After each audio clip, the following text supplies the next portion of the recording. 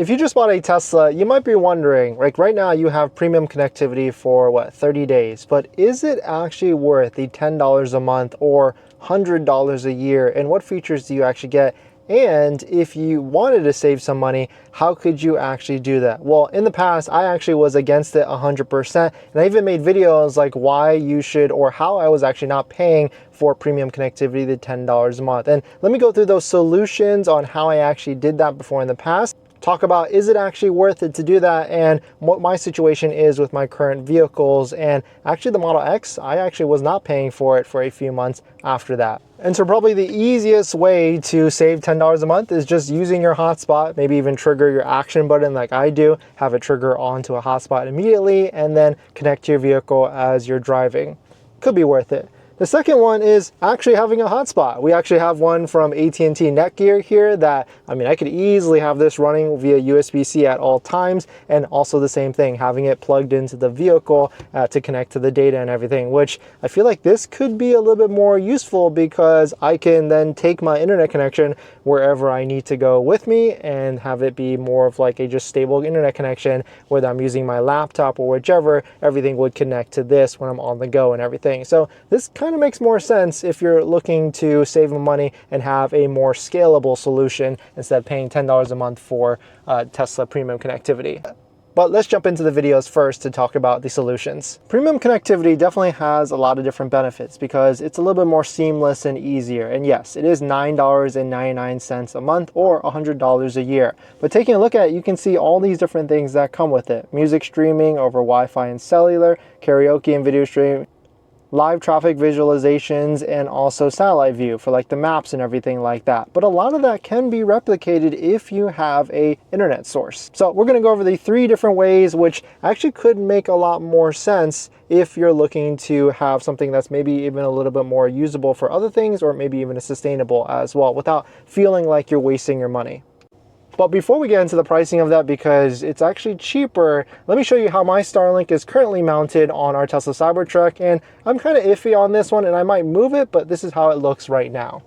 First one is just using a hotspot. I feel like a lot of people's cell phones these days, including like T-Mobile, it already comes with a hotspot included. So if you just turned on your hotspot and set up a network and had your Tesla connect to it, I mean, that's almost like a free way to do that. All of the different functionalities will still work except for the satellite view map, which let me show you what that looks like.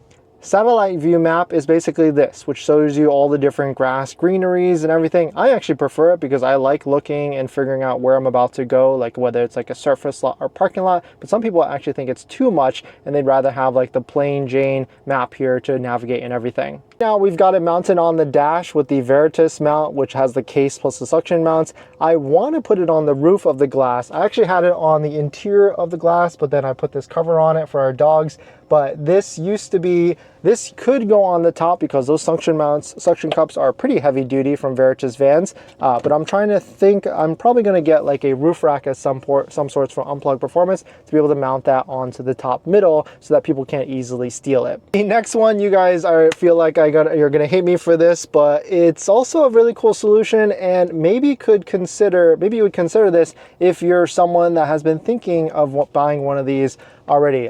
You've probably been seeing on my channel a lot of different posts in which Starlinks have been dropping in price like crazy. Like a Starlink Mini used to be over $500. Now it's like what, maybe even $250 to $299. And if you use our Starlink referral code, link down below in the description, you get a free month of Starlink as well, because now there's plenty of plans. And at first glance, you might think like some of these plans are $40 a month, which might not make any sort of sense. But there also is a pause plan or a roaming plan in which you're not going to be using a ton, but it still gives you a decent amount of data as well. Let me try and figure out the price really quickly. But basically, if you get a Starlink, you can pay $5 a month, as low as $5 a month for a standby mode, which gives you unlimited low speed data up to 500 kbs, up to 500 kilobytes per second, which, hey, if you are on the fence of trying to buy a Starlink and trying to justify it, you can see how this math could pay for itself, and you could just also have a Starlink for when you're traveling and everything. So that might be the best solution. So those 3 of them there: hotspot on your phone, a hotspots separately, and then of course a Starlink as well. Let us know if any of these make sense to you, and would it make sense for you to save some money? Instead of paying Tesla $10 a month, you could buy something else and have more of a separate solution that you could use for more applications as well. But thanks for watching, guys. Hit that like button if you enjoyed it, and I'll see you guys in the next one. See ya.